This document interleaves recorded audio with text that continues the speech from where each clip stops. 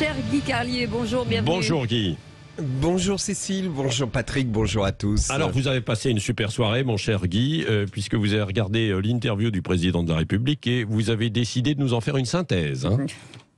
Oui, ça c'est ce que je vous avais promis de faire, mais comme aujourd'hui c'est ma dernière chronique avant les vacances de Noël, je me sens un peu comme un élève le dernier jour d'école qui n'a pas envie de travailler. Alors votre synthèse sur l'interview du président de la République, je la laisse à Amélie de Montchalin, car j'ai décidé ce matin de faire une chronique de Noël. Vous savez, une chronique de Noël, c'est un peu comme les films de Noël, les pulls de Noël, c'est un peu kitsch, plein de bons sentiments, et ça nous rappelle l'enfance.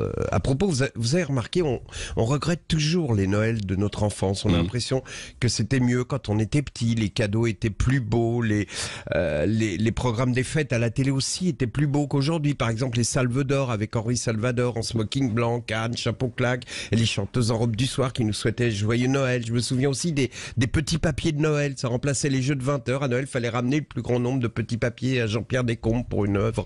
Il y avait aussi un conte de Noël interprété par Marie-Josée Nat qui jouait la Vierge, mais c'était tourné en direct au but de Chaumont. C'était cheap. En regardant bien, on pouvait même voir le panneau défense de fumée au-dessus de l'âne. Enfin, vous voyez, puis des câbles électriques qui passaient sous le bœuf. Je pensais à tout ça en écrivant cette chronique ce matin, quand soudain j'ai compris. C'est ça que regrette Éric Zemmour. Cet homme court en fait après l'insouciance de son enfance. Quand il dit « c'était mieux avant », ça signifie « c'était mieux quand j'étais insouciant ».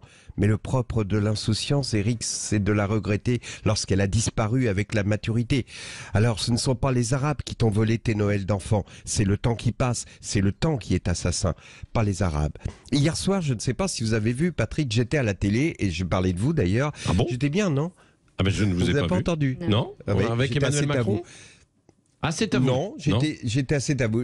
J'ai parlé de la télé des réveillons. Vous savez, je me suis moqué de ces émissions du 31 décembre à minuit présentées par Arthur sur TF1 qui sont en fait enregistrées le 18 novembre à 14h37. Et j'ai conclu en disant que je trouvais ce genre d'émission d'autant plus glauque que si tu en es à regarder TF1 le soir du réveillon du 31 décembre, c'est que tu as un gros problème de solitude. J'étais content, j'avais fait un mot. Pourtant, dans la voiture au retour, je repensais à cette phrase et je l'ai regretté.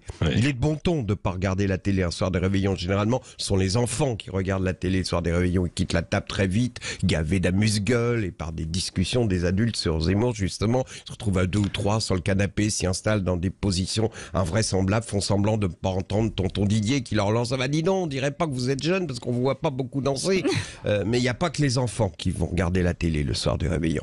Il y a aussi Charles et Lucette, les parents d'un ami en raison de la pandémie. Ils vont rester chez eux, à Clamart.